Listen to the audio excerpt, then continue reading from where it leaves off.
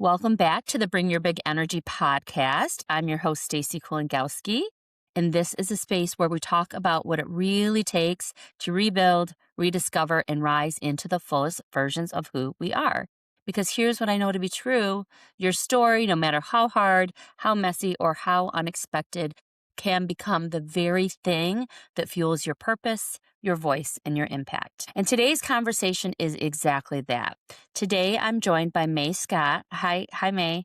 Hi, thank you for having me. Thank you for joining us. And May is a survivor, an advocate, and someone who has walked through an incredibly complex and painful chapter of her life and chosen to turn it into something that helps other people. So her story includes navigating domestic violence, a deeply challenging divorce, and a legal system that at times added to the trauma rather than protected her from it. But instead of staying silent, she stepped forward, and May has been part of meaningful advocacy work, including contributing to a legislative change in her home state that now protects victims from being required to financially support their abusers. Let that land for a second. That protects victims from being required to financially support their abusers. So she's also the author of a powerful book that shares her journey, not just the trauma, but the healing, the rebuilding, and what it actually looks like to move forward. And we have so much to learn from May. So this conversation is about resilience, it's about truth, and it's about what happens when someone decides this will not be the end of my story. So, May, I'd love to just start wherever feels right for you, to share a little bit about your story and what led you to me here today. Yes, thank you for that kind introduction as well. I think what people often want to know right off the bat is what led to having this big criminal case with my ex and this, crazy civil case with the divorce. And, obviously there was enough content about all of that to write an entire book. So I can't dive into, all of the details, but kind of the basics of it are that, we were high school sweethearts. We met when I was 14 years old and my ex was 16 years old. We had what people looked at as kind of like a fairy tale experience together. My friends were often jealous of our relationship. And, in hindsight, I can look back and see how many red flags there were. I just, at the time, didn't see it, as so many of us do not. And my story is a little bit of a textbook story about this slow burn and how things gradually build over time. It wasn't that we met as teenagers and instantly there's a lot of violence and big escalated events that are happening. And so that was the night that my ex was arrested was the first time I called the police. It wasn't the first time something had happened. It wasn't even, I would say, the most violent or awful thing that happened between us. And it was the first time he ever made me bleed. He had been very violent in the past with all sorts of violence. There was a lot of physical abuse, a lot of sexual abuse. There was strangulation. There were things where our children were involved, and he was ultimately charged with child abuse. And throughout all of those things, he had never made me bleed. And the night he was arrested, when I saw my own blood, he had kind of smashed my nose. He stuck his fingers up my nose and pulled me into a sitting position and like smashed my face. And, I just started bleeding. And I remember in that moment thinking, this is it. He is going to kill me. It was always in the back of my mind because he had a lot of guns. He is a hunter.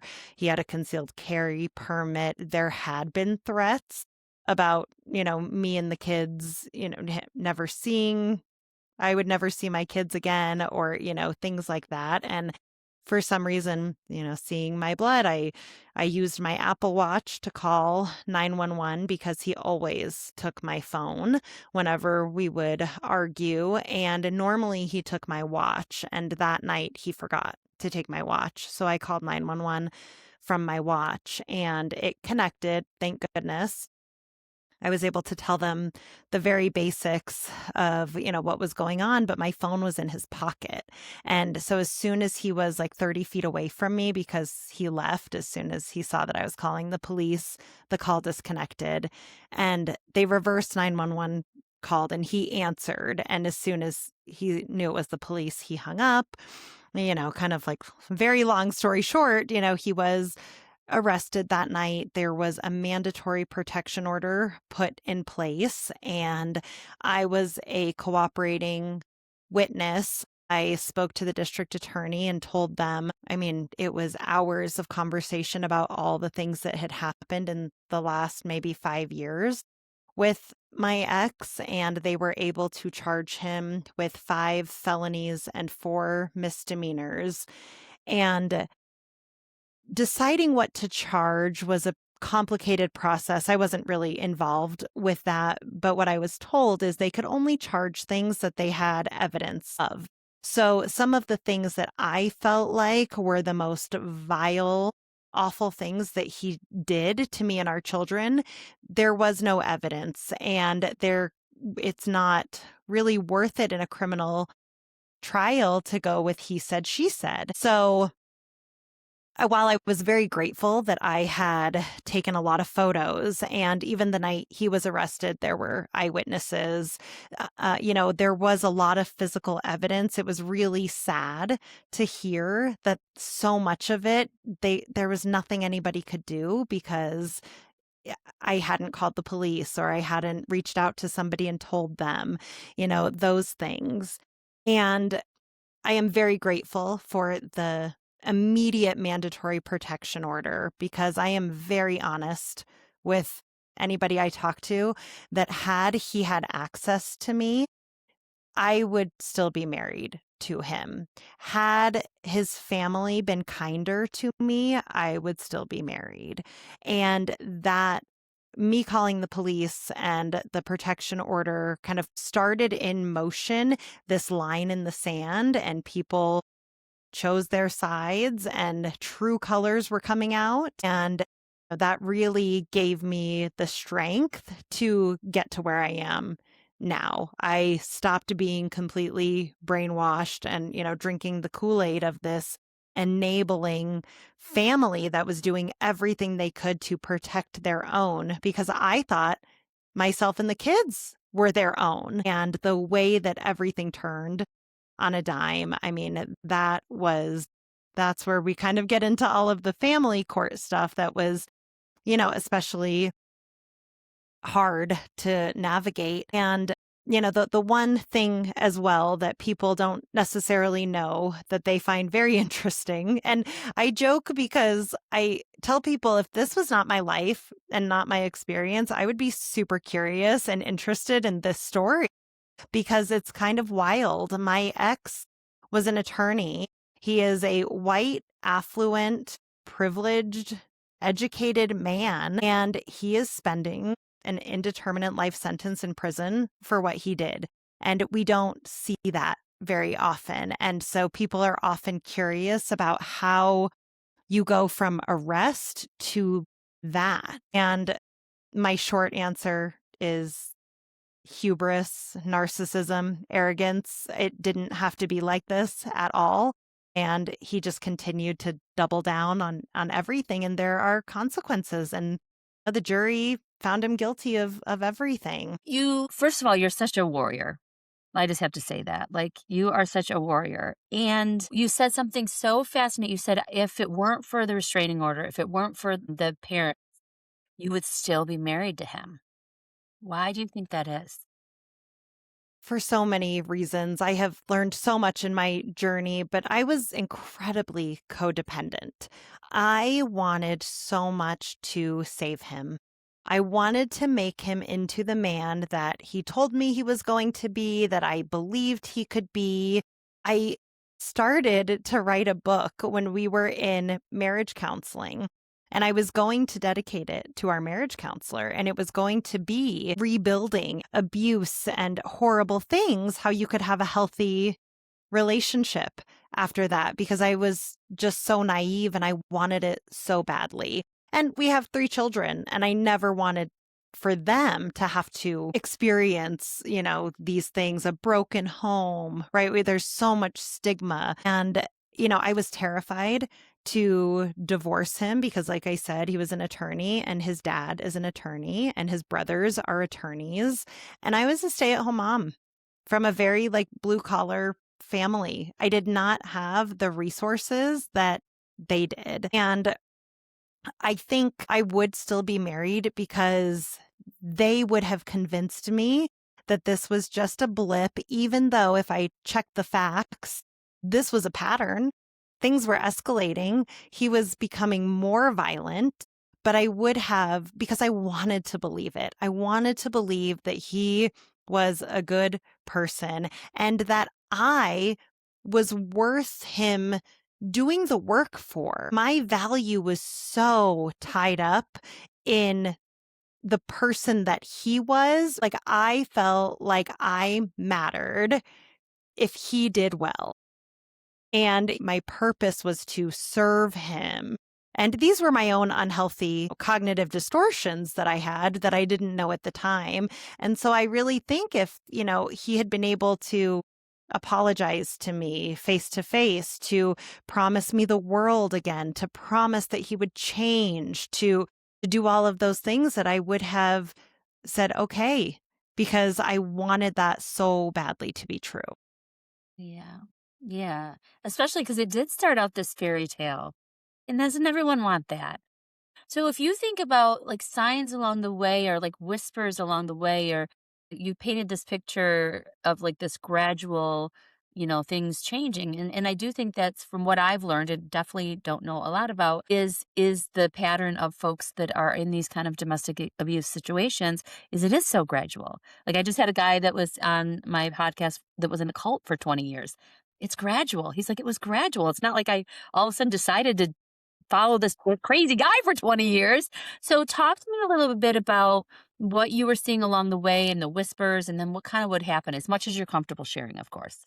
You're right, because you don't even realize what's happening right when it is happening. And even from teenage years, there was a lot of jealousy and a lot of control. And I interpreted that as care. He cares about me, he's worried about me, he loves me so much, right, that he doesn't want me with certain people, or, he always wants to know my whereabouts, things like that. I very much misinterpreted it. And I think back to some of the messages I got from media as a teenager or young adult. I can't tell you how many soap operas and movies or TV shows I watched where a female lead could kind of tame the bad boy and make him into this person. Her love is what is creating it. And I wanted to be that person. I wanted to do that.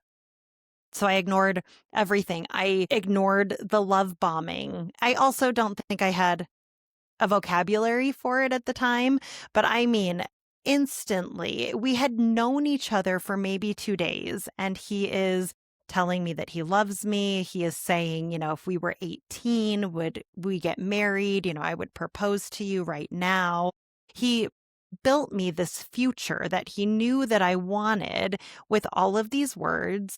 And I never took the time to see that his actions didn't match up with his words. He would talk about making so much money that we could have multiple vacation homes, like a beach house and a mountain house, and even an apartment downtown for when you go out downtown, and different cars, a date night car and a family car and a mountain car, all these things. And he ditched class a lot. He didn't have very good grades. He had a job, but it was for his parents where he basically got paid to not do anything, but in my head, I'm thinking that sounds cool. That sounds like a fantasy that I could get on board with.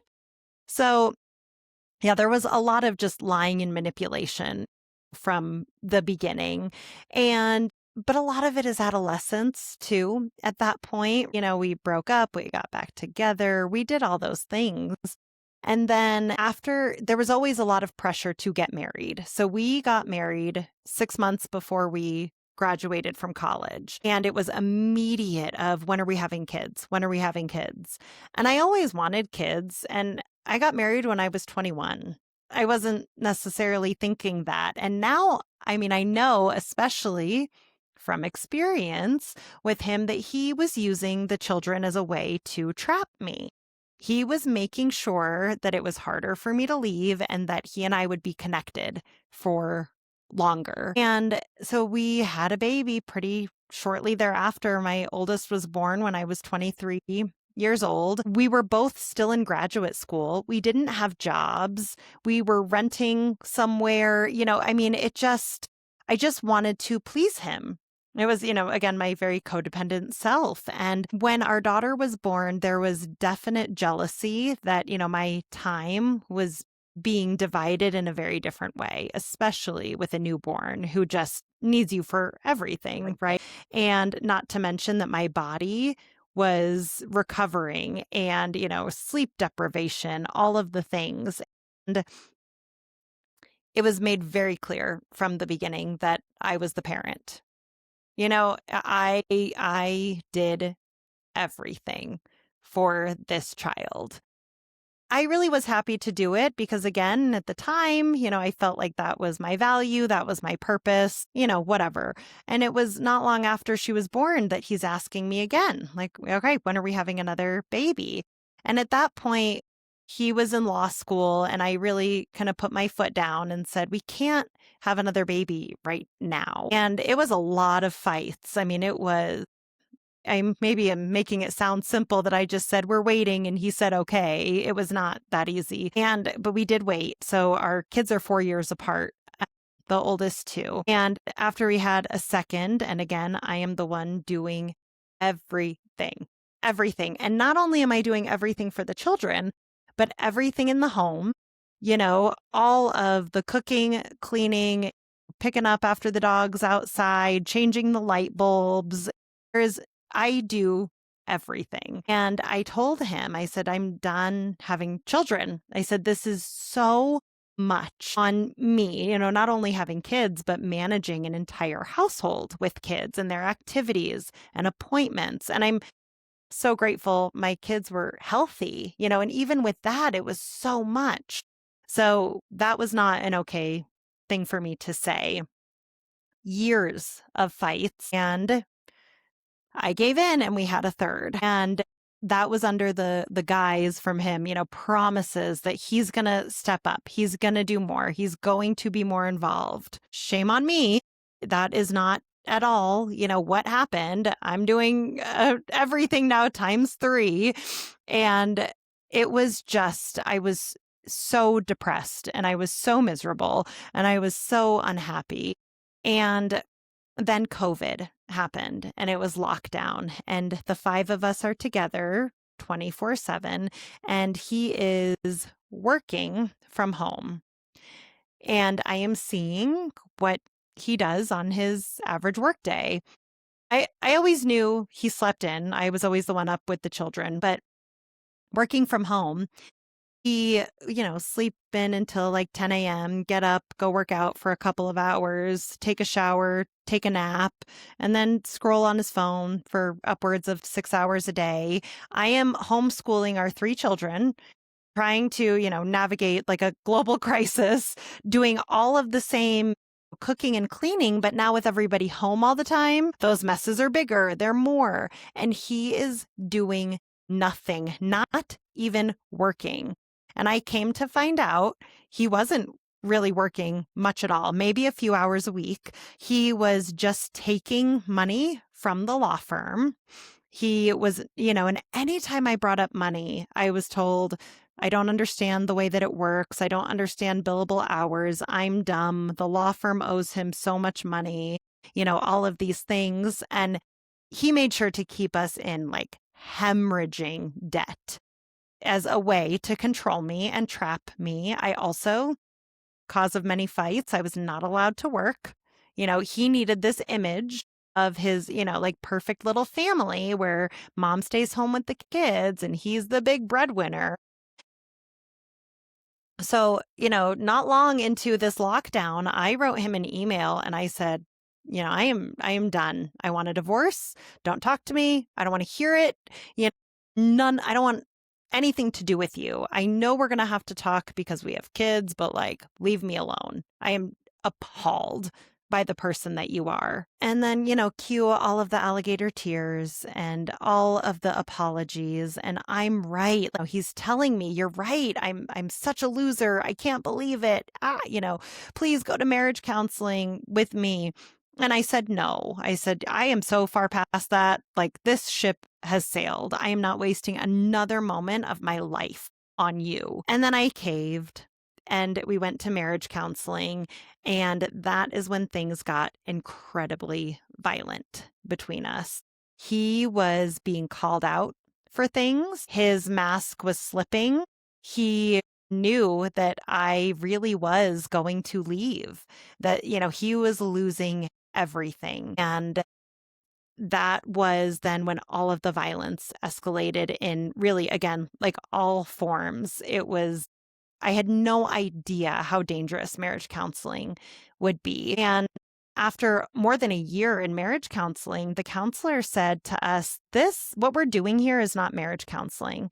She said to my ex, go get yourself some help and then maybe we can all come back together. And so I found us a male marriage counselor because I thought, maybe they can connect more. And at this point, I'm thinking I can never leave because he really is going to kill me if I do. Like the violence had gotten so bad or kill the children.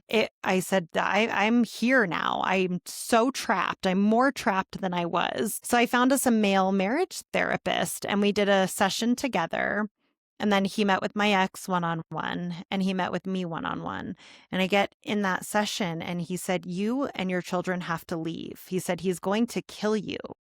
And I said, no, I don't think he really is. I made up all the excuses and he said, this is so dangerous. He said, I will not work with you guys. I won't work with him. He said, but you need to leave.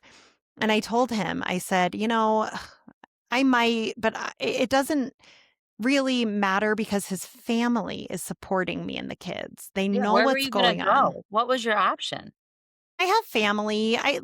But right, it's not that easy. You're right. And my ex's parents, I used to call them instead of calling the police.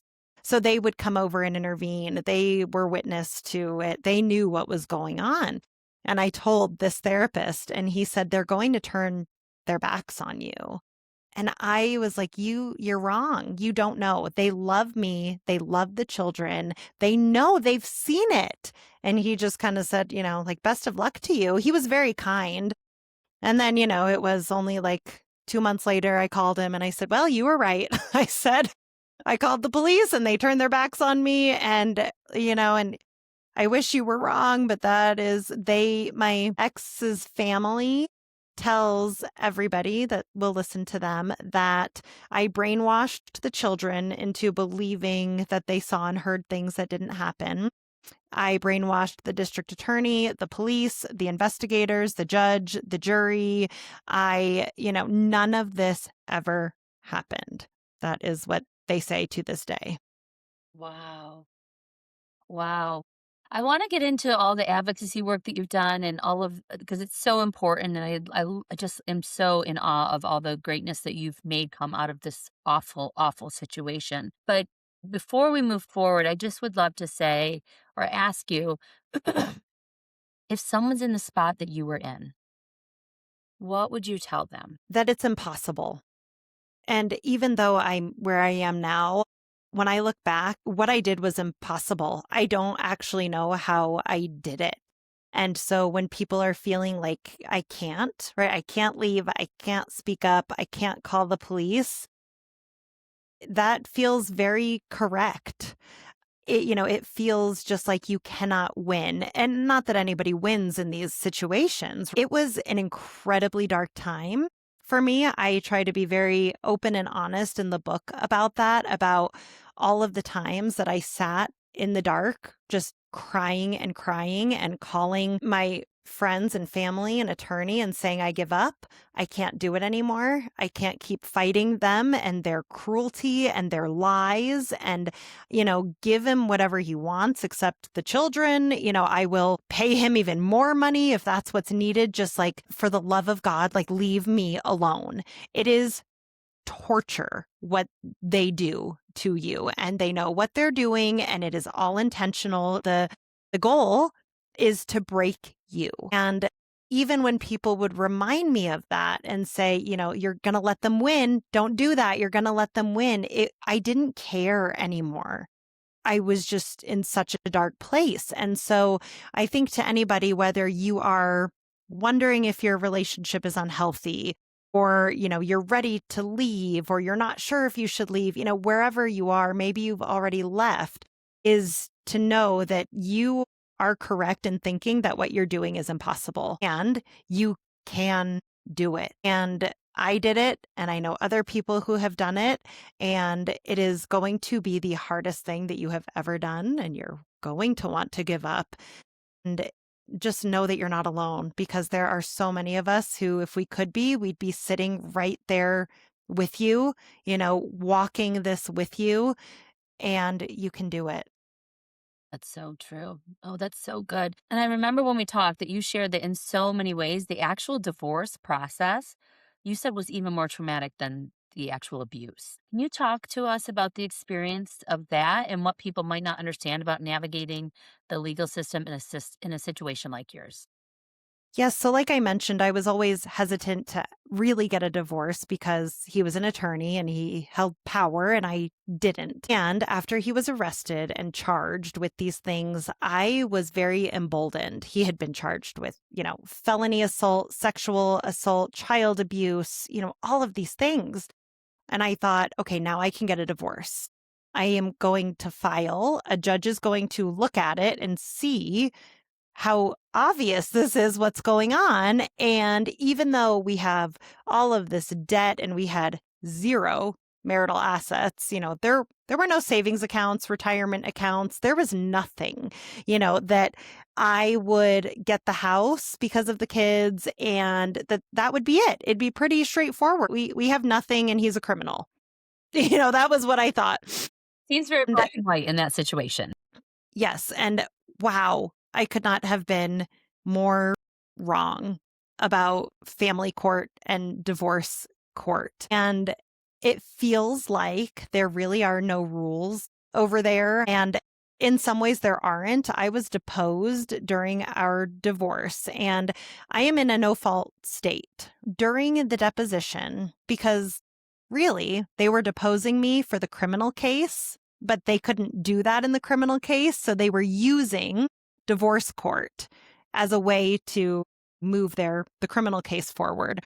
So I'm sitting there, and they know the female divorce attorney knows all of his charges, what he has been accused of. And I know innocent until proven guilty. I'm not faulting that part of it. We had not yet gone to criminal trial, but again, no fault divorce. So what these questions have to do with divorce and kids and or assets or something, I would love for her to tell me how she sat across the table from me and asked me, well, did you like anal sex sometimes, or was that always torture for you? And well, if you were wearing a red bra, doesn't that mean that you consent to having sex with him?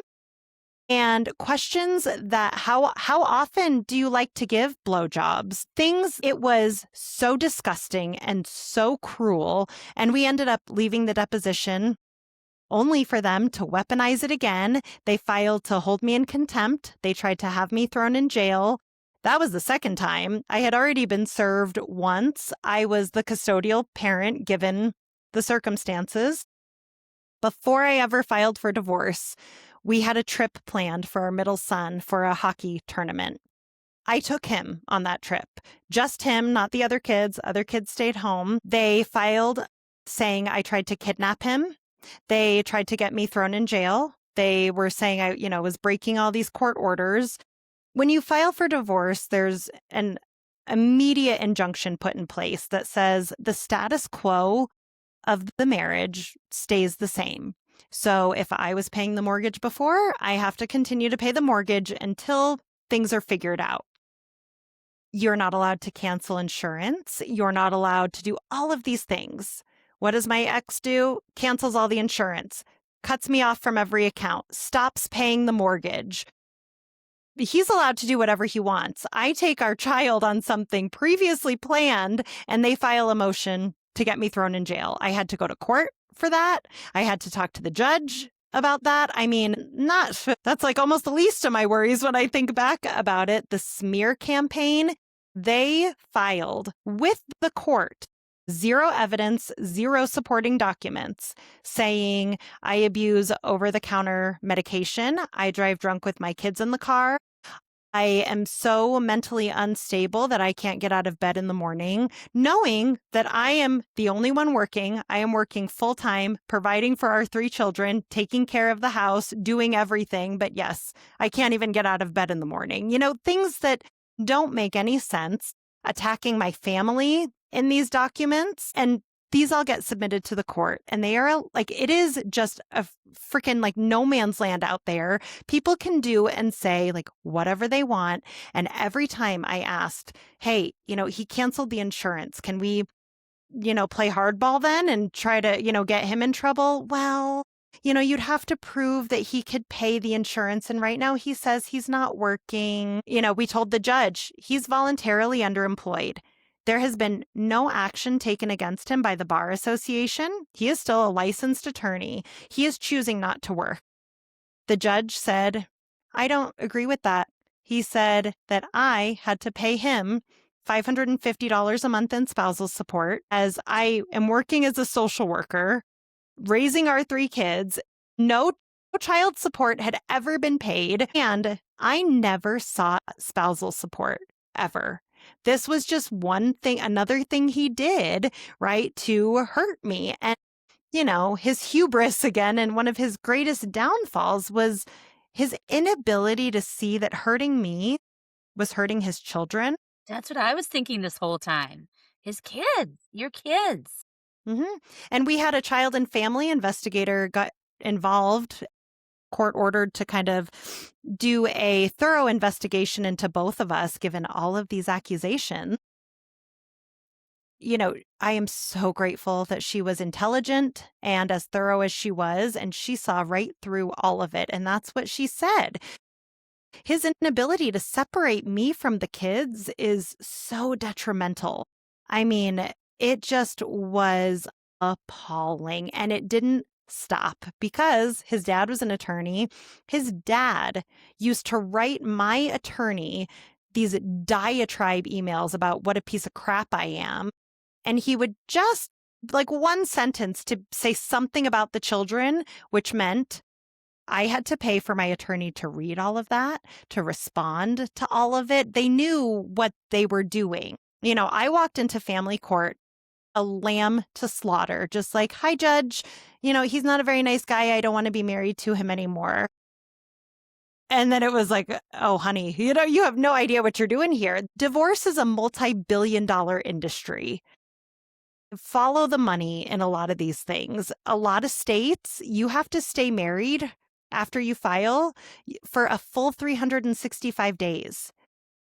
In Colorado, where I am, it's only 90 days, but my divorce took 2 years. Even after he was found guilty, even after he was sentenced to life in prison, I still could not get a divorce from him because he kept filing motion after motion that then the court has to address. And I mean, it just was so cruel, in my opinion.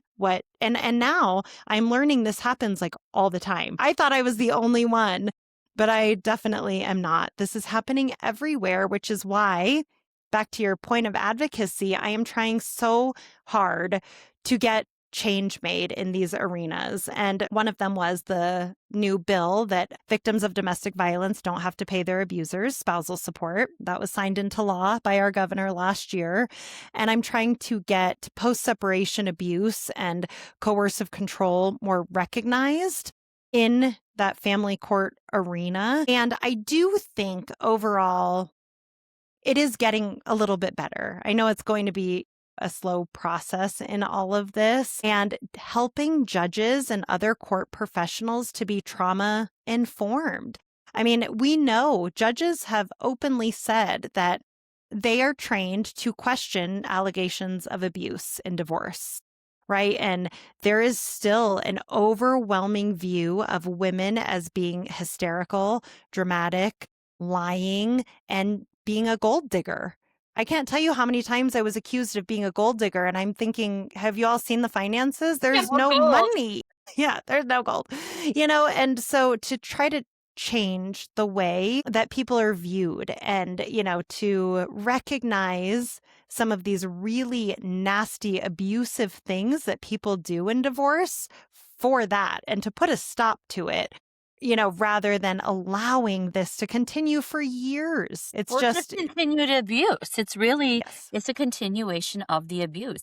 It's power and control.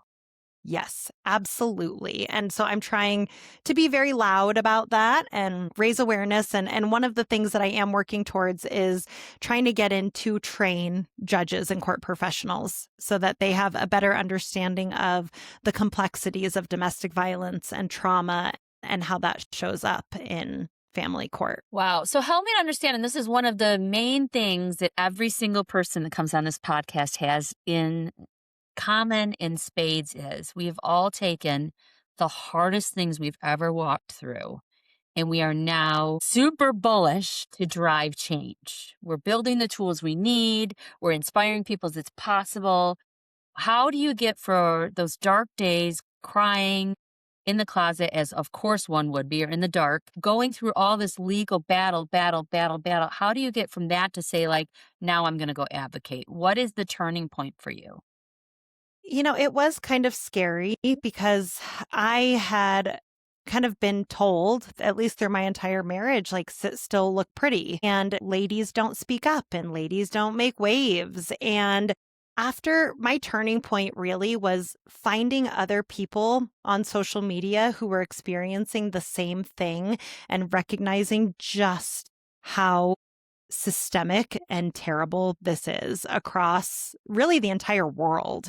This isn't even just localized to the United States. And I always wanted to write a book. Like I said, it was going to be a marriage book at one point, and I also mentioned I think this story is kind of interesting. So I always wanted to write it. And after everything was finalized, that was when I finally felt brave enough to use my voice. But even that, when I look back to even like 6 months ago, I was barely using my voice. I was still kind of hiding behind my words and, the screen. And getting positive feedback from people. I know my value is not, based on what other people think, but people approaching me, thanking me for either sharing my story or, a particular post that I made on social media, that made me feel like, okay, this is needed. And honestly, it's a little bit selfish of me to keep it all to myself because I can do good work here. I can make change and I can help others. And I wanted that so much when I was going through this. And I was given so much support and, people were incredible. And I still felt like I was very alone and like nobody really understood it. And so if I can start putting names to things and helping people with the vocabulary and helping their individual situations, that is worth it for me. And I'm proud of myself for finally using my voice after so many years of staying silent, protecting my abuser, lying to people about the things that he was doing and saying. No more of that anymore. I mean, I worked very hard in therapy too. It's not like I just had like an awakening one day and decided to do this. Well, that was going to be my next question. Sorry, is on this podcast we talk so much about self reflection and doing the deep work. And again, as a social worker, you know how important that deep work is. What are some of the most important pieces of your journey that helped you that you would gift others? I was seeing two different therapists for a while to try to kind of attack things from different ways. My kids and I did family therapy, My kids were all in individual therapy. And I would talk to my friends and, family about things. And I felt like every time I shared, whether it was with a therapist or with a friend, that like a piece of this was leaving me. I wasn't holding it all myself anymore. And so I stayed in therapy for years because I felt like there was so much that was so heavy that I needed, every week to be giving those pieces to somebody else. And I read a lot of self-help books. I was very motivated to kind of become a better version of myself in my parenting, with my kids and my, relationships with friends and family and just for myself. So I was doing that in addition to the therapy. And I think one of the hardest things though is being honest about things, right? Like we make up excuses, we justify things, and when we can really boil it down and sit in a space with somebody and tell them honestly, like, this is what happened. And I would feel so ashamed and so embarrassed. I mean, I held so much responsibility for what happened. And I remember when I would first talk about my experience, some of the feedback people would say, like, why are you taking so much accountability for what he did? And that's still where I was like, well, hey, I wasn't a perfect communicator.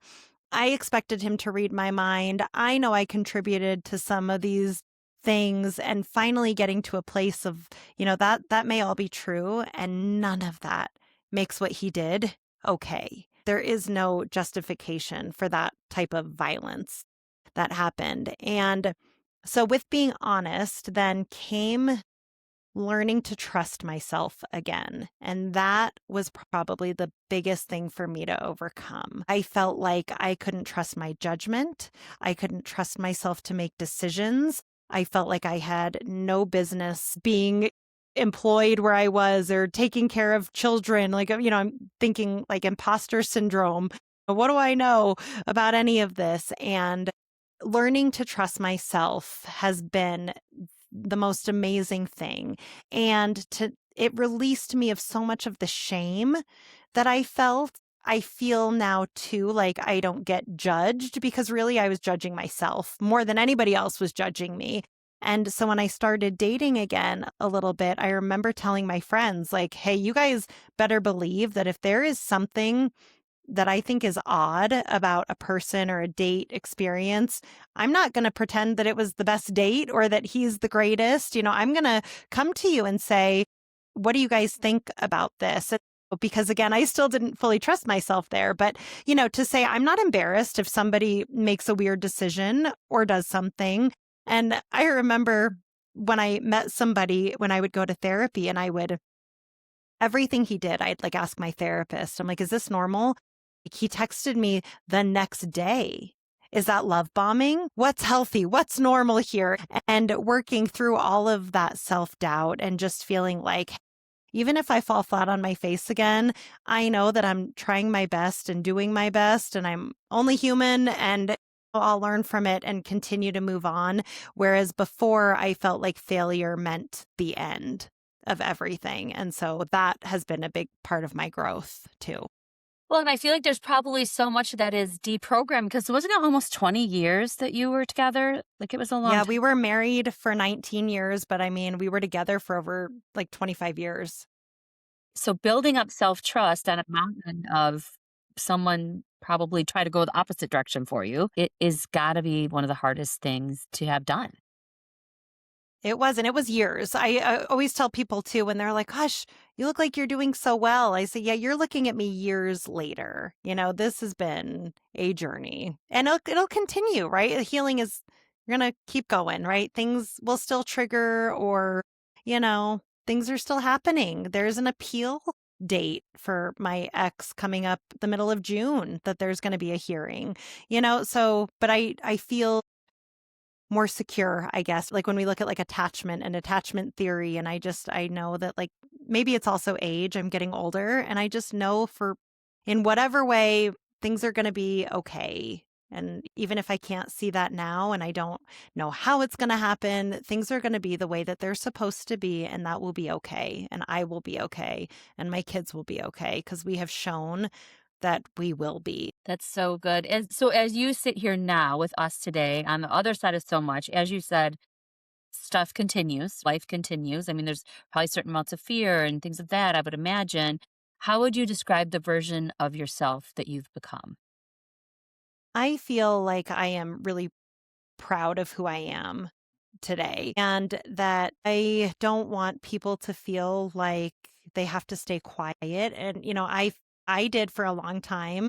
I remember when I first filed for divorce, them telling me, stay off social media, stay out of the public eye. If you are dating somebody, you better not tell anybody about that, like so much of it. And to now be able to say, no, I'm going to use my voice and I'm proud of these things, and us staying silent is us being complicit in a lot of it. And things fester in the dark and in the silence, and so yeah, who I am today, I mean, I still have a lot of growth and things to do. I still lose my patience sometimes. I still get overwhelmed and frustrated. I handle those things so much better now, and I'm proud of that too. So, yeah, it's been a journey. And we're always becoming, we're always continuing. And I think that again, you sharing your voice helps other people to know what's normal and what's not normal too. Not that that's even the right word, but what signs to look for now. You had said to your therapist, "This normal?" He called me the next day. There's a lot of people just like you were at any certain point in that journey that are wondering those the same exact things. And without people telling their stories, there's no way they'll ever know. Yes. And that was a big thing for me too, because we got married and had kids so young.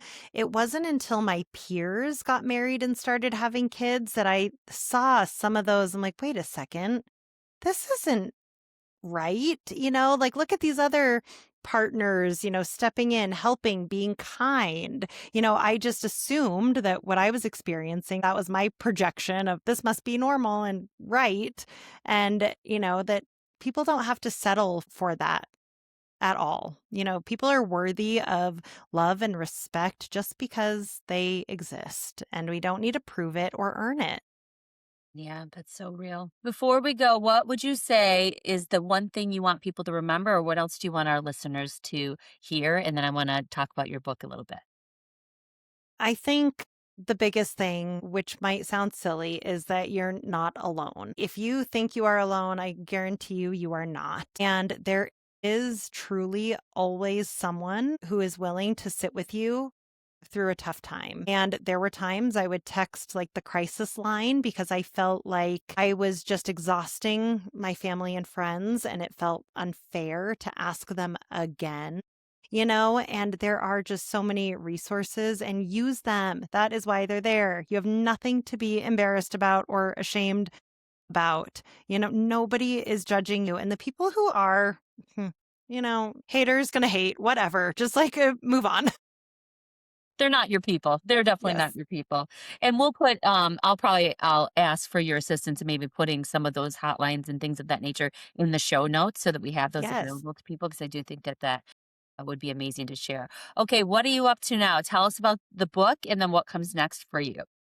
Yeah, so the book came out in December. It's on Amazon. It's called An Embarrassment of Pandas, which I described the title, like why I made it that right at the beginning of the book. And I have been doing a lot of podcasts and trying to, I kind of did things backwards. I feel like I wrote this book and then I got a social media account. And, whereas I feel like a lot of people do that first and then write the book. And yes, I now working still with some of our local government people to, state representatives to see kind of what is the next biggest thing that we can address when it comes to post separation abuse. And like I said, working on a keynote to get into talk to court professionals about that. And I did start a novel. I just don't know if I'll have the time to finish that anytime soon. And so maybe more writing in my future, but also, right now because finally on the other side of things, taking some time to really enjoy my kids and, our time together. Yeah, have a little fun. Yeah, you definitely have earned it. And the work that you're doing is so powerful. And I can't wait to get my copy of the book and to read the book. And we'll put all that information for everyone in the show notes as well. May, thank you so much for your honesty, for your courage, and for using your voice in a way that creates real change and hope. Hope for other people. To everyone listening, if this conversation moved you or stayed with you or made you feel seen in some way, that's exactly why we're doing this. That's exactly why May was so gracious with her time today. Your story matters, your voice matters, and no matter what you're in your journey, you are not alone, as May said, and you have the ability to rebuild and redefine yourself. So thank you so much, May. It has been such a pleasure to have you with us today. Thank you.